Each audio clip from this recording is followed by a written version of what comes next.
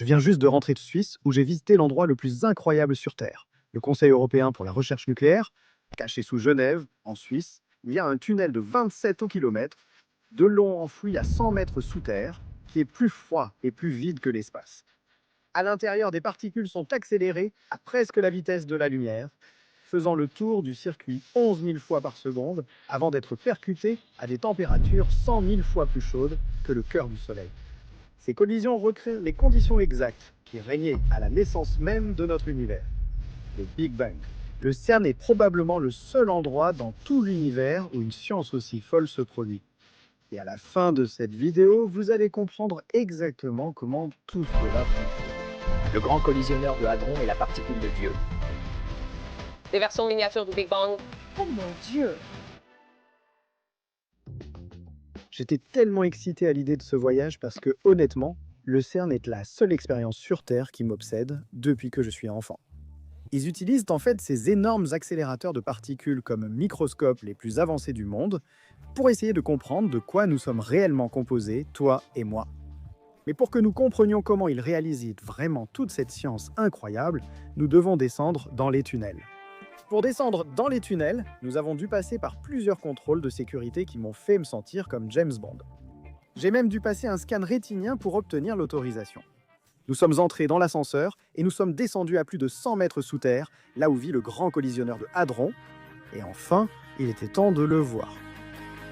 Oh mon Dieu!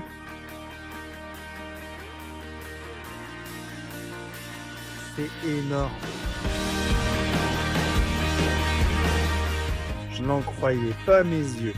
Ça a l'air tellement beau et dingue en vidéo, mais je vous assure, rien ne vaut le fait de le voir de nos propres yeux. Cette chose pèse plus que la tour Eiffel et elle est enfouie profondément sous terre pour que nous puissions faire entrer des particules en collision. Mais ma question était, comment font-ils réellement pour faire entrer en collision ces minuscules petits protons les uns avec les autres? La largeur des faisceaux de protons est environ celle d'un cheveu humain. Envoyer les protons un par un, les uns contre les autres, prendrait des millions d'années pour obtenir des résultats significatifs. Le CERN envoie donc des paquets de plus de 100 milliards de protons qui entrent en collision. Il crée deux faisceaux, chacun contenant environ 3000 paquets, et les font circuler à toute vitesse dans des directions opposées. Ensuite, ils font se rencontrer les faisceaux à des points précis, créant des collisions. Pour chaque interaction entre deux paquets de 100 milliards de protons, seulement 50 entrent réellement en collision. Les autres se croisent sans interagir. Donc oui, ils se croisent toutes les 25 nanosecondes. Cela signifie qu'il y a plus de 40 millions de ces croisements de paquets chaque seconde. Et cela n'est possible que parce que les particules voyagent à une vitesse proche de celle de la lumière. Une conséquence stupéfiante de la relativité d'Einstein est que, du point de vue du proton, l'anneau du grand collisionneur de hadron ne mesure pas du tout 27 km de long. Parce que les protons voyagent vraiment quasi à la vitesse de la lumière, ils subissent un effet connu sous le nom de contraction des longueurs. Cela fait que tout le tunnel circulaire semble ne mesurer que 3,6 mètres de long du point de vue du proton. Actuellement, nous marchons sous le grand collisionneur de hadron. À 6 heures, nous verrons l'emplacement du grand collisionneur de hadron. Si vous vous trouviez dans cette caverne pendant le fonctionnement du grand collisionneur de hadron, cela ne serait pas bon. Pas vraiment. Tu n'y survivrais pas. Le CERN n'a pas commencé avec le grand collisionneur de hadron, cette immense boucle de 2 km de long. Ils ont commencé petits et ont dû progresser au fil du temps. Ils ont construit le synchrocyclotron en 1957, atteignant des énergies de collision de 600 mégaélectronvolts. Ensuite est arrivé le synchrotron à protons. Il a atteint des énergies 50 fois supérieures et serait crucial pour le développement du domaine, mais les énergies n'étaient toujours pas assez élevées pour découvrir quelque chose de révolutionnaire et d'incroyable. Puis est arrivé le premier collisionneur pour faire s'entrechoquer les particules de front. Ils ont de nouveau doublé les énergies, mais toujours pas de percée. Alors ils ont vu plus grand, créant le supersynchrotron à protons, atteignant des énergies près de 8 fois supérieures à celles du précédent collisionneur, et enfin, une percée. Ils ont découvert les bosons W et Z, qui sont des particules fondamentales ayant confirmé l'existence de la force nucléaire faible, ce qui a valu au premier scientifique le prix Nobel en 1984. Mais il manquait encore une pièce du puzzle. Le boson de Higgs, qui explique comment les particules acquièrent leur masse grâce au champ de Higgs. Pour le trouver, le CERN a construit le grand collisionneur de hadron, capable d'atteindre 14 téraélectronvolts, 30 fois plus puissant que le synchrotron à protons du Conseil européen pour la recherche nucléaire. Cette quantité d'énergie concentrée dans un espace aussi petit produit des températures plus élevées que partout ailleurs dans l'univers aujourd'hui. Plus chaudes que le cœur des étoiles ou même que les explosions de supernovae. Il n'y a eu qu'une seule fois dans toute l'histoire de l'univers où des événements aussi énergétiques se sont produits. Et c'est littéralement pendant le Big Bang. Et ça a marché. En 2012, ils ont confirmé la découverte du boson de Higgs, le joyau de la couronne pour le CERN. Il y avait une chose que je ne comprenais toujours pas complètement. Une fois qu'ils font entrer ces protons en collision, comment trouvent-ils réellement ces nouvelles particules comme le boson de Higgs? Imaginez deux protons fonçant l'un vers l'autre à pratiquement la vitesse de la lumière. Si vous aviez un petit microscope et que vous regardiez à l'intérieur des protons, vous trouveriez quelques quarks qui sont maintenus ensemble par des gluons. Ce sont des particules élémentaires, et pour autant que nous le sachions, c'est la plus petite échelle possible. Lorsque ces deux protons entrent en collision, ils sont brisés en morceaux, envoyant des particules élémentaires voler dans toutes les directions. Si nous mettons simplement le temps en pause juste après la collision, voyons ce que nous pouvons trouver. Nous pouvons voir toutes sortes de particules qui ont été créées lors de la collision. Pions, kaons, mésons et même des photons de lumière, ce sont les éléments fondamentaux de la matière. Mais qu'est-ce que c'est? Parfois, lors de ces collisions, on peut créer des particules extrêmement rares et lourdes. Celle-ci est la particule de Dieu, le boson de Higgs. Mais le fait est que le temps est en pause ici et ce petit gars va se désintégrer en différentes particules bien plus rapidement que ce que nous pouvons voir avec les détecteurs du CERN. En un instant, le Higgs se transforme en plusieurs particules plus petites. Et ensuite, c'est aux physiciens d'observer ces bébés particules et de remonter le temps en déduisant la brève existence du boson de Higgs. Et ce processus, c'est essentiellement ce que fait le CERN avec le grand collisionneur de Hadron. Ils font entrer les protons en collision, puis utilisent ces énormes détecteurs pour observer ce qui en ressort.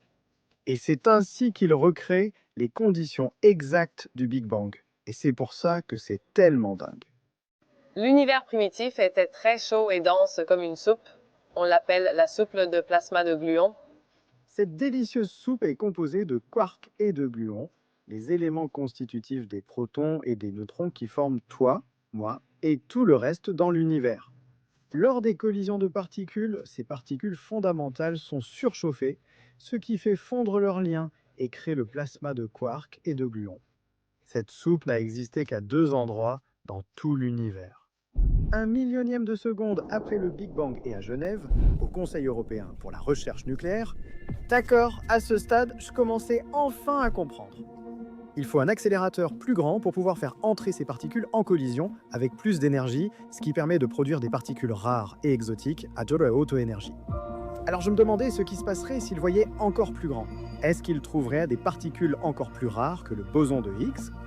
Nous avons des chaînes d'accélérateurs de plus en plus grands en circonférence. Nous faisons cela car lorsqu'une particule chargée est accélérée sur une trajectoire circulaire, il y a un phénomène appelé rayonnement synchrotron où de l'énergie est perdue en fonction du rayon et de la vitesse. Donc, il faut augmenter le rayon pour perdre moins de cette énergie. Il y a des projets pour construire un nouveau collisionneur, le futur collisionneur circulaire, capable d'atteindre des énergies allant jusqu'à 100 téraélectronvolts, soit presque 10 fois plus que le grand collisionneur de Hadron aujourd'hui. Qui sait quelle physique incroyable nous pourrions découvrir à ces énergies-là? S'ils construisent ce nouvel accélérateur massif, ils pourraient potentiellement découvrir de nouvelles particules au-delà du modèle standard. Le modèle de physique des particules du CERN est notre meilleur livre de recettes pour comprendre ce qu'est l'univers.